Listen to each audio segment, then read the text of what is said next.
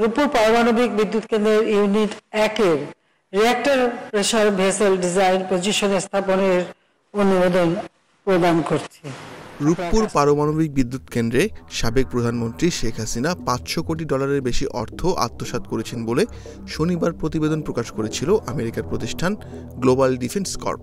মালয়েশিয়ার একটি ব্যাংকের মাধ্যমে রুশ রাষ্ট্রীয় পরমাণু শক্তি কর্পোরেশন রসাটম এই লেনদেনের সুযোগ করে দেয় বলে উল্লেখ করা হয়েছিল ওই প্রতিবেদনে। তবে এই নিয়ে সোমবার গণমাধ্যমে পাঠানো এক বিজ্ঞপ্তিতে অভিযোগ অস্বীকার করেছে রসাটম। গত 5 আগস্ট ক্ষমতার পট পরিবর্তনের পর রাশিয়া বাংলাদেশ সম্পর্কের বিষয়টি আলোচনায় ছিল। এরই মধ্যে গ্লোবাল ডিফেন্স কর্প প্রকাশিত এই প্রতিবেদনে সবাই নড়েচড়ে বসে। প্রতিবেদনে দাবি করা হয়, রসাটম মালয়েশিয়ার একটি ব্যাংকের মাধ্যমে শেখ হাসিনাকে 500 কোটি ডলারের বেশি অর্থ আত্মসাতের সুযোগ করে দেয়। এতে মধ্যস্থতা করে ছেলে সজীবদের জয় ও ভাগ্নি টিলুপ সিদ্দিকী। পরে প্রতিবেদনটি দেশের বিভিন্ন পত্রিকায় ছাপা হয়। রাশিয়ার সহযোগিতায় পাবনার রূপপুরে নির্মিত হচ্ছে দেশের প্রথম পারমাণবিক বিদ্যুৎ কেন্দ্র। এর 2টি ইউনিট থেকে পাওয়া যাবে 2400 মেগাওয়াট বিদ্যুৎ। প্রকল্পটিতে ভিভিআইআর প্রযুক্তির 3য় প্রজন্মের পরমাণু চুল্লি ব্যবহার হচ্ছে, যার প্রতিটির উৎপাদন ক্ষমতা 1200 মেগাওয়াট করে। চলতি বছর প্রথম ইউনিট এবং 2025 সালে দ্বিতীয় ইউনিটের কাজ শেষ হওয়ার কথা রয়েছে।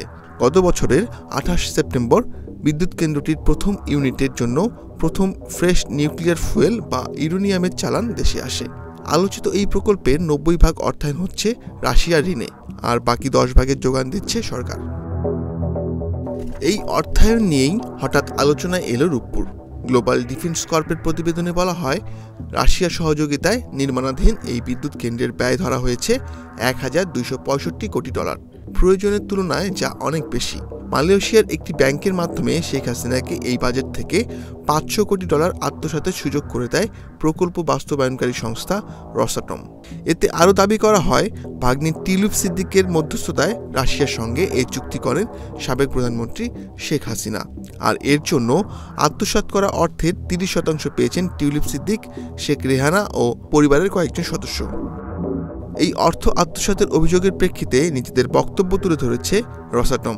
এই অভিযোগ অস্বীকার করে সোমবার গণমাধ্যমে পাঠানো এক বিজ্ঞপ্তিতে রসাটম জানায়, গণমাধ্যমে রূপপুর পারমাণবিক বিদ্যুৎ প্রকল্পে অনৈতিক আর্থিক লেনদেন সংক্রান্ত প্রকাশিত প্রচারিত উস্কানিমূলক সংবাদ প্রত্যাখ্যান করছে রসাটম। রসাটম তার সকল প্রকল্পে উন্মুক্ত কর্মপন্থা, দুর্নীতি প্রতিরোধ নীতি এবং ক্রয় পদ্ধতিতে স্বচ্ছতা নিশ্চিতকরণে প্রতিশ্রুতিবদ্ধ। ব্যবসা প্রক্রিয়ায় উন্মুক্ততা বাহ্যিক নিরীক্ষার মাধ্যমে নিয়মিতভাবে নিশ্চিত করা হয়।